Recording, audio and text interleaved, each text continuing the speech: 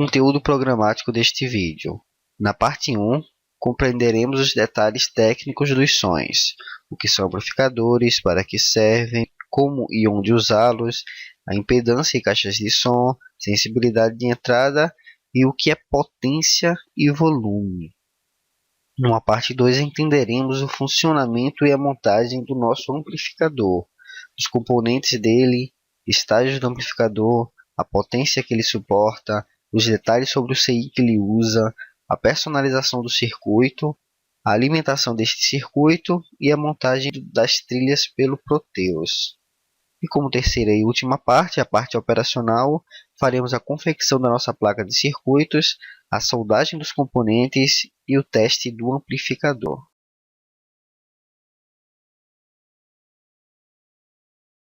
Iniciaremos falando sobre o que são amplificadores.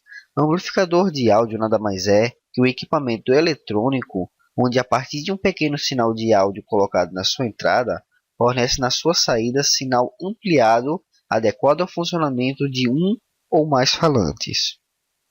Para que servem os amplificadores? A função básica de um amplificador é simples: amplificar. Há tantos equipamentos e tipos de falantes que precisam de sua amplificação que se torna indispensável conhecer melhor a potência de um som, como é vulgarmente chamado. É necessário, sim, conhecer o equilíbrio entre o desempenho e a qualidade para a aplicação que se deseja. Um amplificador é mono quando tem somente um canal de amplificação e estéreo quando possui dois canais independentes com características gerais idênticas. Existem configurações onde encontramos amplificadores com maior número de canais ou com diferentes características entre eles e servem para aplicações dedicadas, como exemplo dos sons 5.1 ou 7.2 dos home theaters, que utilizam-se de vários falantes com características e funções diferenciadas. Como e onde usar amplificadores? O gabinete de um amplificador tem dois painéis: o frontal, onde ficam os controles de volume, chave liga-desliga e os indicadores de condição de funcionamento, e o traseiro, com todos os conectores de entrada, saída e o cabo de alimentação de força. Os amplificadores de média e alta potência possuem aberturas que permitem a entrada do ar, utilizado na refrigeração. Essas passagens de ar, se obstruídas, irão prejudicar o funcionamento normal do amplificador. Em geral, somente é necessário plugar o amplificador na tomada para sua alimentação, ligá-lo a seus falantes e conectar o sinal de entrada, que é onde será gerado o som, seja um MP3 player, iPod, smartphone, TV, DVD ou outros equipamentos de saída de som. É necessário saber se seu equipamento gerador de som, como o exemplo de um celular, possui o plug de conexão compatível com o equipamento. Caso não seja, existem diversos adaptadores à venda no mercado. É de fundamental importância conhecer a impedância dos seus falantes, pois não sendo compatível com seu amplificador, poderá danificar o equipamento. Impedância das caixas de som. Impedância nada mais é que um conjunto de resistências. É um parâmetro importante das caixas de som. Ela muda de acordo com a frequência de resposta. Mas aqui abordaremos a resistência nominal das caixas de som, para um melhor entendimento. Em geral, podemos encontrar falantes de 2 a 32 ohms. Este valor deve combinar com a impedância do seu receiver ou amplificador. Caixas de 2 ohms ligadas a um amplificador que suporta no mínimo 4 ohms têm grandes chances de queimarem, tanto as caixas quanto os amplificadores. Por outro lado, não há problemas em ter caixas com impedância nominal maior do que a mínima do amplificador. Porém, as caixas receberão menor potência. Por exemplo, se você usar uma caixa de 8 ohms nominais com um amplificador de 4 ohms por 100 RMS, ao ligar este falante deste amplificador, o som máximo será de 50 watts, que é a potência em RMS. Vale lembrar que nem sempre a potência dobra ao se diminuir a impedância pela metade. Isso depende do projeto do amplificador. Sensibilidade de entrada para a máxima potência, medida em volts. Quando se coloca um pequeno sinal de áudio na entrada de um amplificador, podemos ouvir pelos falantes esse sinal com maior amplitude. Se aumentarmos o sinal de entrada, irá ocorrer um aumento proporcional na saída. e assim por diante. Vamos descobrir, entretanto, que há um limite para esse aumento de sinal de entrada, chamado de sensibilidade. A partir deste ponto, o sinal de saída para de aumentar, porque chegamos à potência máxima do amplificador. Existem certas variações de marca para marca, os mais sensíveis com 0,5 V até os menos sensíveis com 1,5 V. Amplificadores muito sensíveis de 0,5 V costumam aumentar o ruído do sistema e os chamados duros. Os pouco sensíveis 1,5 V irão exigir maior esforço do estágio de saída da mesa ou do pré-amplificador que estão amplificando. Devemos, portanto, escolher uma sensibilidade média por volta de 1 V. Potência em RMS e volume. Essa é a grande dúvida da grande maioria das pessoas que eu conheço. Como sabemos, alto-falantes têm um parâmetro chamado sensibilidade, porém estes valores são lineares, ou seja, o dobro de watt em RMS não significa o dobro de volume reproduzido pelos alto-falantes. Na verdade, quando dobramos a potência, temos que adicionar apenas 3 dB ao alto-falante. Sendo assim, um alto-falante com 86 dB de sensibilidade, ao receber 1 watt, produz 86 dB de som. Um alto-falante com 86 dB de sensibilidade, ao receber 2 watts, produz 89 e assim por diante, aumentando de 3 em 3. Agora vamos comparar alto-falantes com sensibilidades diferentes. Alto-falante com 86 dB de sensibilidade ao receber 8 watts reproduz 95 dB de som. Alto-falantes com 89 dB de sensibilidade ao receber 4 watts reproduz 95 dB de som. Concluímos que ao adicionarmos 3 dB a mais na sensibilidade, o segundo alto-falante produz sons com a mesma intensidade sonora que o primeiro e com a metade da potência. Isto é muito importante para sistemas que não possuem muita potência, pois ao serem equipados com alto-falantes de alta sensibilidade, podem atingir os mesmos níveis de som que os outros sistemas com maior potência. Agora vemos quanto de pressão sonora significa um valor X em decibéis. Podemos ver aí um volume considerado baixo, 30 decibéis, o som de uma biblioteca, ou um alto, um martelo perfurador de alcatrão, ou mais alto ainda, um concerto de música de rock. Agora imagine caixas de 92 dB de sensibilidade, compare com o gráfico e perceba o tanto de barulho que um watt pode fazer. Agora você sabe que potência não é tudo e que o dobro de potência não significa realmente o dobro de volume.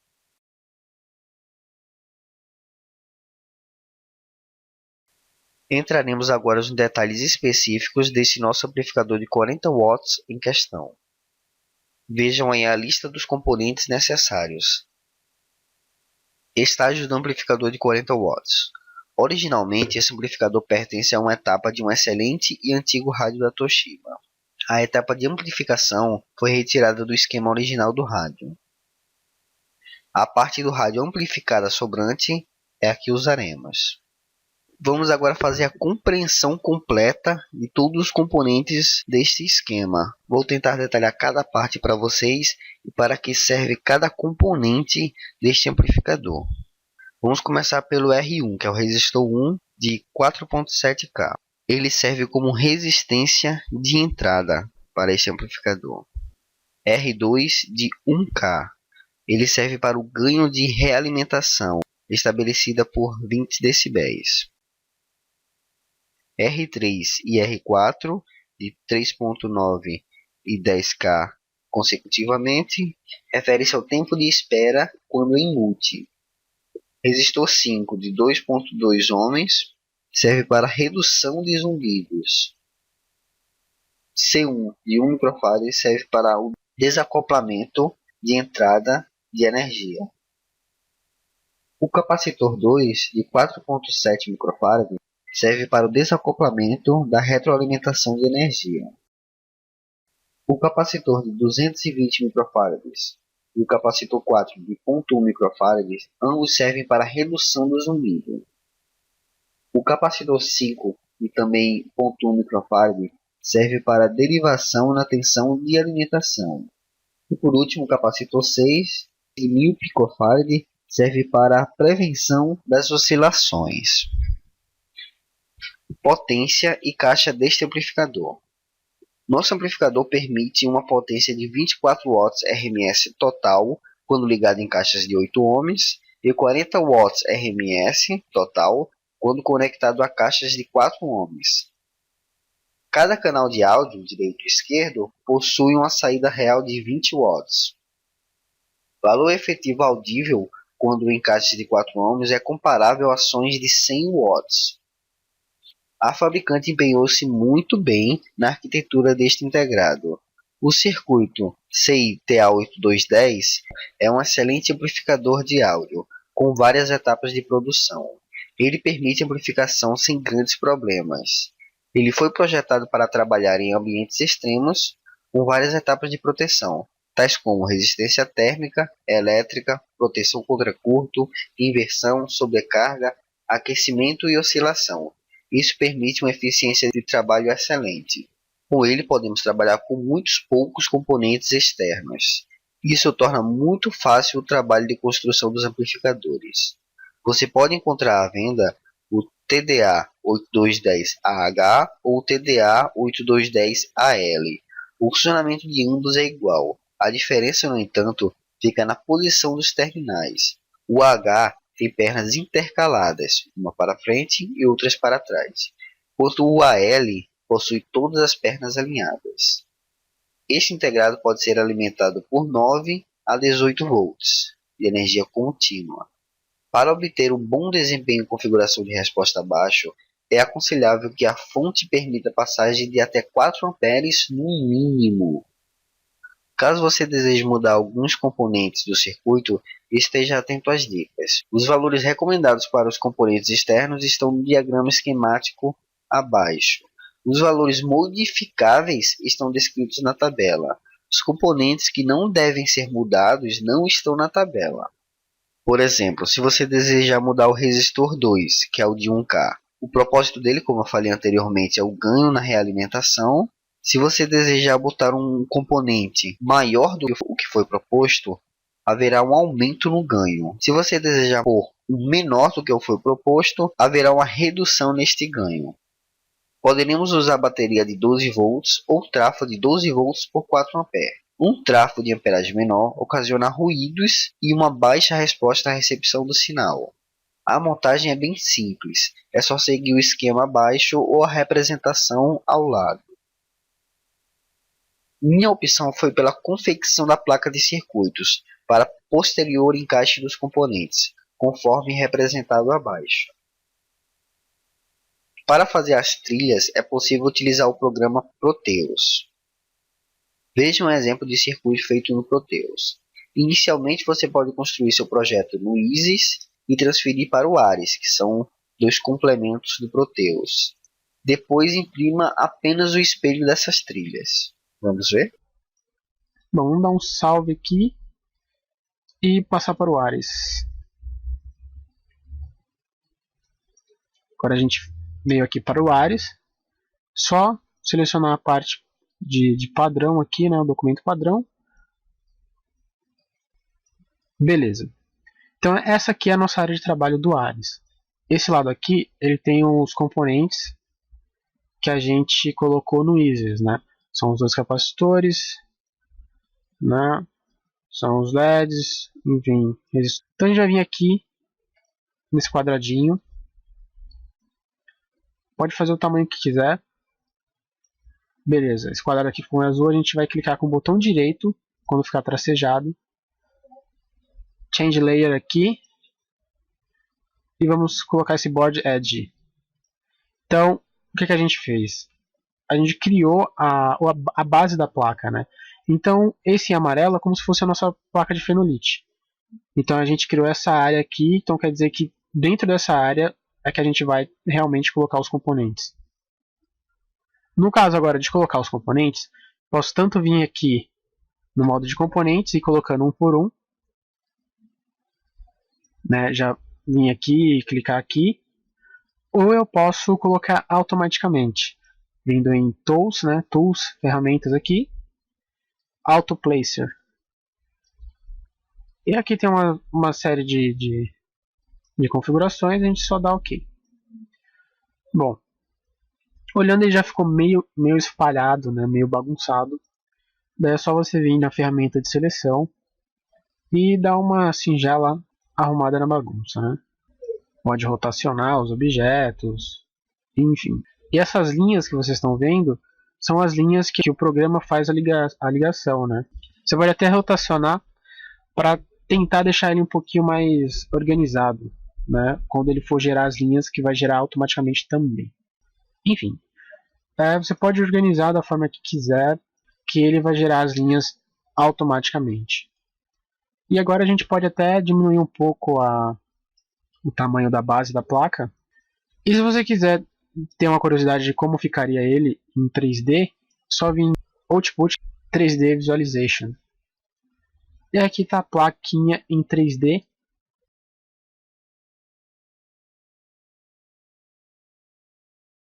Aí você vê que ele não tem trilha nenhuma, porque a gente vai criar essas trilhas agora. Só fechar aqui. As trilhas você pode fazer tanto manualmente quanto automaticamente, né? Aqui em ferramentas ele tem o Auto Router, ou seja, ele vai criar as linhas para a gente. Só que se você vier aqui automaticamente e clicar em Begin aqui, Begin Routing, ele criou as nossas linhas. A gente pode ir até lá em ver em 3D. Só que acontece, ele criou linhas embaixo e linhas em cima, como se fosse uma placa de fenolite dupla, né? De dupla face. Só que geralmente a gente vai trabalhar com placas de face simples, né? De uma face só. Então vou apertar Ctrl Z aqui para desfazer o que eu fiz. Então a gente precisa o quê? Especificar para o programa que a nossa placa de fenolite é uma placa simples que a gente vai utilizar um lado só. Então nesse botão aqui a gente vai definir as regras do programa. Então aqui NetClass Power a gente vai colocar para ele só trabalhar com a camada de baixo e aqui na de sinal só na camada de baixo. Então na aba NetClasses a gente muda o Power e muda o sinal para ele usar só a camada de baixo. Deu OK, agora a gente vai lá de novo no Auto Router. Beleza, vamos aqui no 3D. E tá aí, ele fez as linhas pra gente, né, só na parte de baixo. E tá pronta a plaquinha de fenolite, né? Só que a gente pode modificar mais coisas, por exemplo, deixar essa linha mais grossa, deixar que ela tenha mais espaçamento entre as outras, uma série de coisas que você pode definir nas regras de design, né? Que o estilo do traçado, entre outros, aí tem diversos tamanhos aqui. Você pode definir um diferente para o Power ou um diferente para o sinal. E outra forma também que a gente pode fazer, vou dar mais um Ctrl Z, e você pode, também já deve ter visto algumas plaquinhas profissionais, que ela só tem algumas trilhas, e as outras, que são basicamente a base dela, são o terra da placa, né? Então, você pode fazer isso aqui também no Ares. Você pode vir em Tools, Power Plane Generator. E aqui você pode definir qual que vai ser essa base, né? Pode ser tanto GND quanto UVCC. No caso a gente vai fazer o GND. Ok. Então ele fez aqui uma base que é o terra, né? Que está na parte de baixo da nossa placa. Aí você pode usar o router por cima. E vamos ver como é que ficou lá em 3D.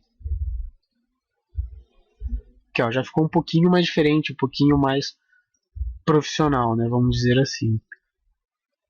Então é isso, você pode ir fuçando nessas funções, pode tanto fazer com Power Plane ou sem Power Plane, você pode alterar aqui as regras do traço, né? Colocar um traço maior, uma via maior. Depois disso, depois de já ter feito a placa, definido a posição, já ter feito as trilhas, você salva, né? Salva o layout e você só exportar em Output, Export Graphics e Bitmap. bitmap, na verdade, né?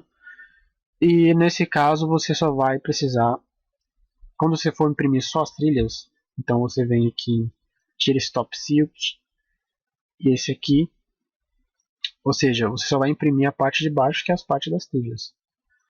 Aí você pode definir em mono, colorido, suporte para bitmap. Ou você pode colocar aqui direto para imprimir. Aí você tira e deixa só a parte de baixo. Você pode até dar um zoom para ver como é que ficou o desenho da placa. Daí você coloca agora para imprimir e depois faz a parte de transferência térmica para a placa de fenolite.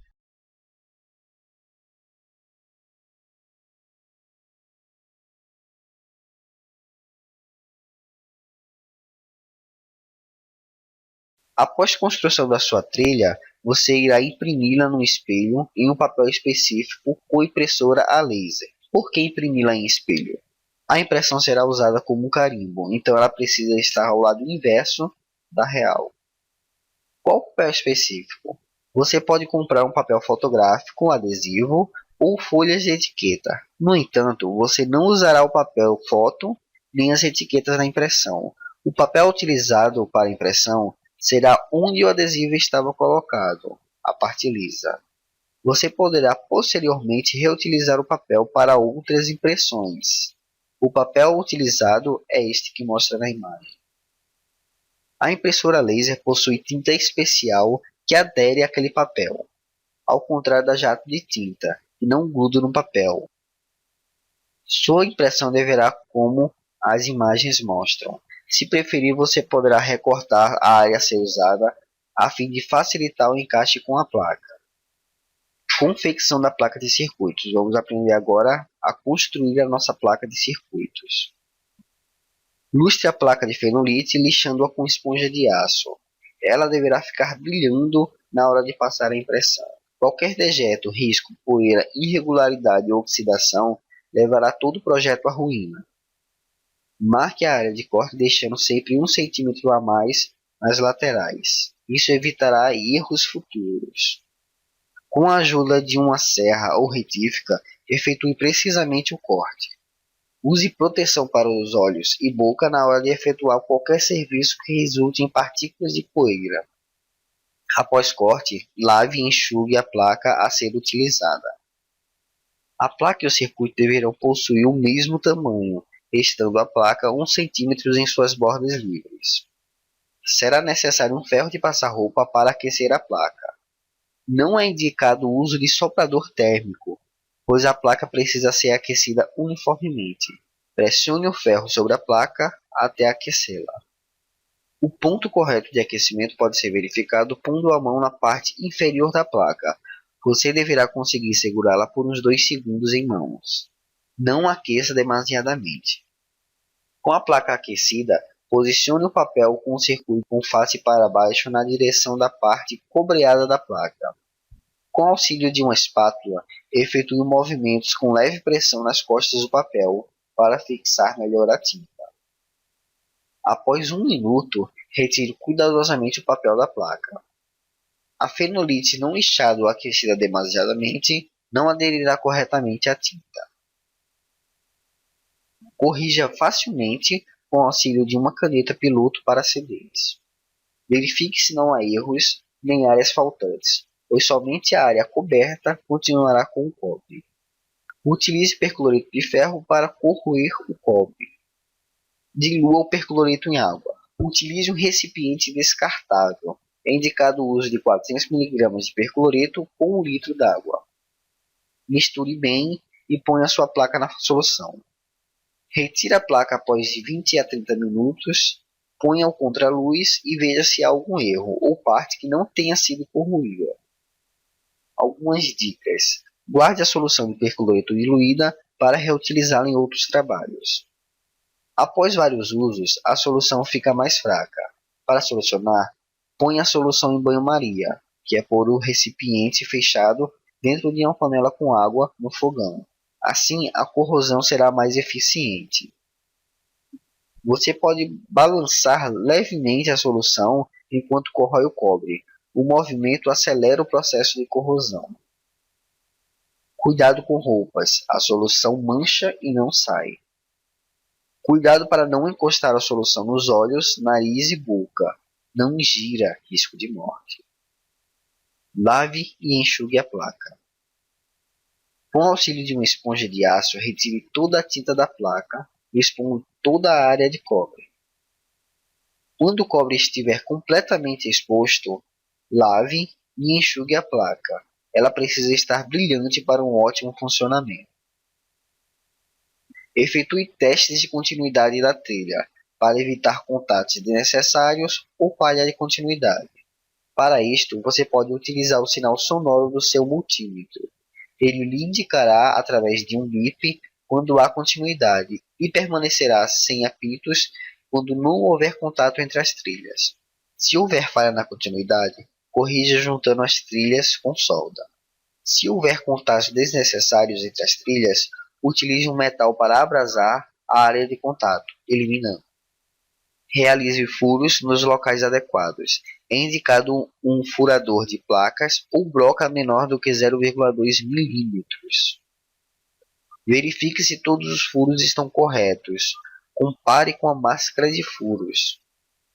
Verifique se os componentes fundamentais, como o CI, se encaixam perfeitamente em suas plataformas. Sua placa com respectivas trilhas para o correto funcionamento do circuito está pronta. Precisaremos agora de todos os componentes para realizar os encaixes e as soldagens. Siga a máscara de componentes. Ponha cada componente em seu respectivo local. Jumpers, resistores, capacitores poliéster ou cerâmicos, capacitores eletrolíticos, conectores e bornes e os circuitos integrados. Curve levemente os terminais do componente do fundo da placa a fim de fixá-los no local para que seja feita a soldagem. Veja se o resultado final é o esperado.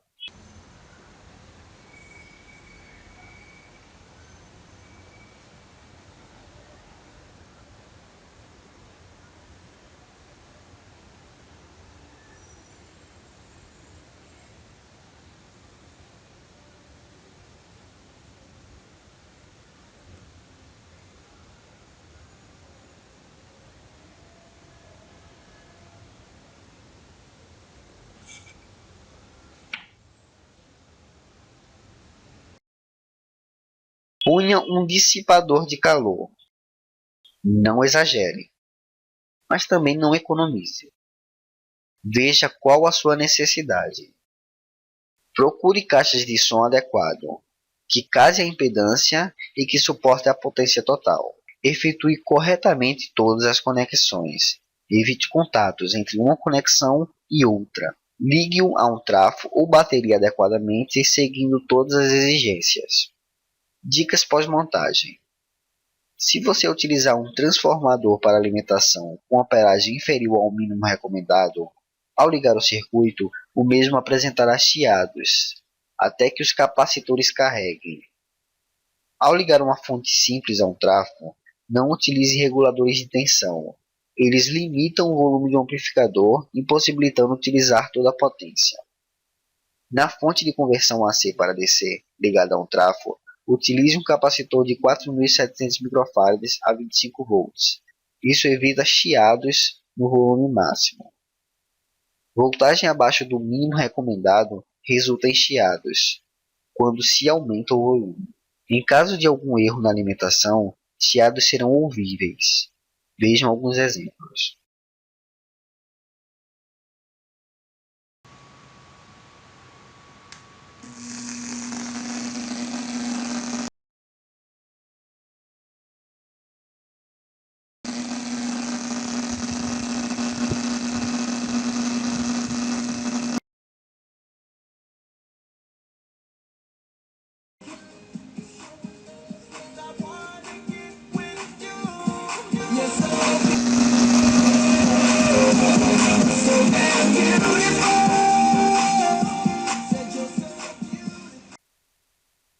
Faça o teste, e se tudo ocorrer bem, desfrute do seu amplificador.